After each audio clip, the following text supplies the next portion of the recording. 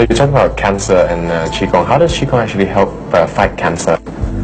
Well, from the holistic point of view, the scientists found that cancer tumor will need acidity environment in the body to able for them to grow. Yeah? When we do Qigong, do the correct training method, it enhances oxygen level in the body. Yeah? If the oxygen level enhanced, the acidity of body will go down. And it balance the organism and also the acidity level, the ratios, the pH ratios. By doing so, it actually control the growth of the cancer. And then of course, if those is more problem, I will suggest they should do complementary. That means they'll still do the chemo and all this, and they work together. It has an integrated approach. I think that would be the best for the cancer patient. The best. Yeah. So how does the actual energy, how is it used to treat the actual area of cancer? First of all, what we do is we will teach the patient specific training method to enhance the oxygen level. And then next, I will help them to smooth out their flow, so-called the flow. We have energy that flowing along the meridian in the body.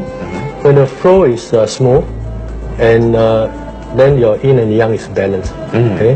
When you say yin and yang, it's very abstract. What is yin and yang really? Yin and yang refer to, because our organs, certain organs is yin in nature, certain organ is yang in nature. For example, all the solid organs, like your heart, the liver, they are solid nature.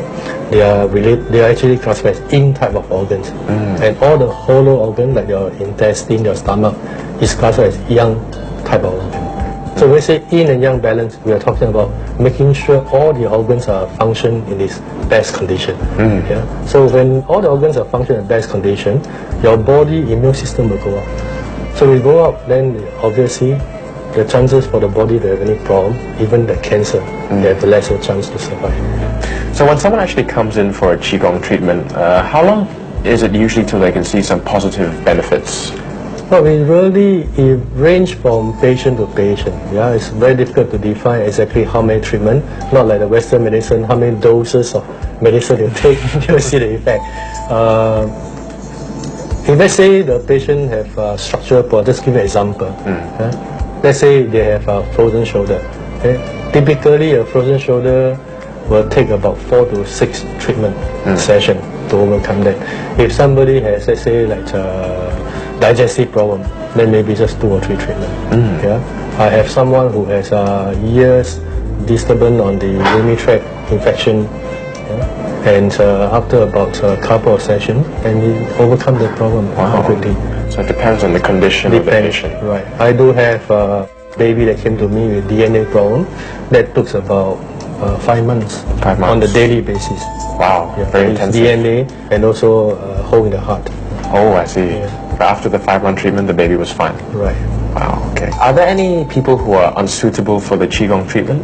I would suggest there are 2 types of people that have to watch out for. Number 1, ladies who are in the initial stage of the pregnancy. Because during initial stage of pregnancy, the hormonal production is going through a change. Yeah. Well, in Qigong, the objective is try to balance it back. So it's contradicting each other. Ah, I see. So we have to be very, very careful on the treatment approach or even practice approach. Yeah. Another category of people is those with mental problems. Those with mental problems, I suggest they have to seek specialized advice, medical advice. If you want to practice Qigong, they have to make sure they are under a qualified teacher to supervise, close supervision. I see. So what precautions would one have to take when practicing Qigong? When you practice Qigong, very important to be patient. There's no shortcut. Yeah? So that, for example, if you practice with your spouse, you happen to practice with your friends, don't compare notes. Hey, how come he has this, I don't have this? You know? Well, everybody's body is different. It's a personal experience. It's a personal experience. So everybody go through a different path. So never compare notes. That's number 1. Number 2, be patient. Number 3, regular practice is very important. Regular practice. Right, you don't practice one day and then rest for 1 week. That doesn't work. How often would you recommend? I suggest every day. Every day? Especially initially. Until you reach a certain level, then you can reduce your practice frequency. Is there a set period of time you're supposed to do it, like a certain time in the day, which is better, or does it not matter when? It doesn't matter really. Yeah, of course, in the morning, early morning, the air is fresh, the environment is better. But other than that, there's no specific time range. Just as long as you perform the exercises. That's it. All right, well, I'm quite interested to see how the Qigong is actually performed. May you demonstrate for us? Sure, I'll do that. Thank you. Thanks.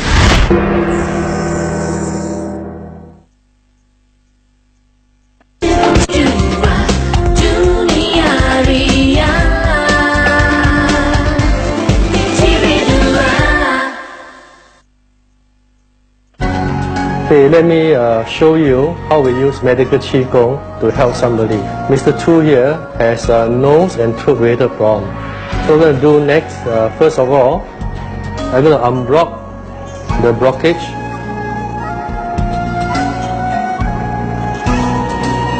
And next I'm going to send energy into the respective area. When energy is flowing through smoothly through the channel, you see that the patient's body will start swaying. This is not moved by the patient or by me. It's the energy flow that helps to move the patient. This method can be used for any nose-related problem, like sinus, breathing, and so on. I use my right hand fingers connecting with my palm, my left palm at the back, to send the energy to the patient.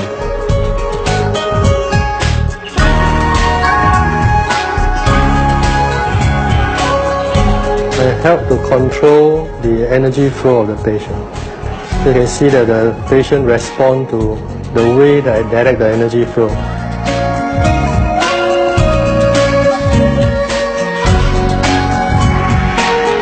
I go into the throat area.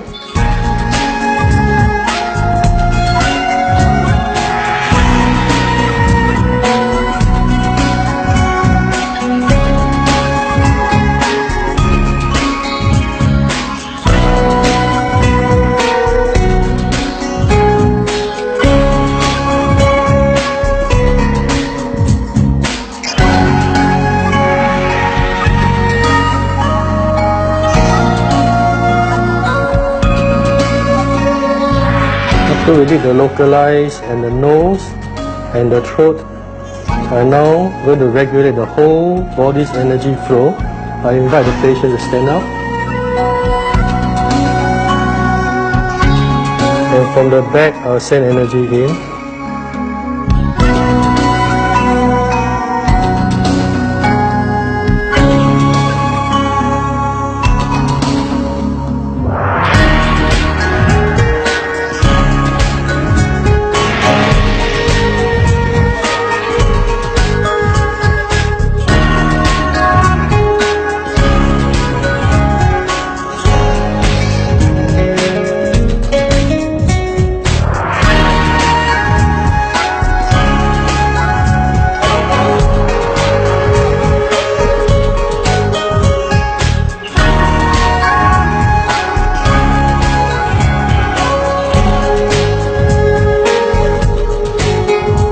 And now focusing his lung area to enhance his lung, because that's related to the nose and the throat as well.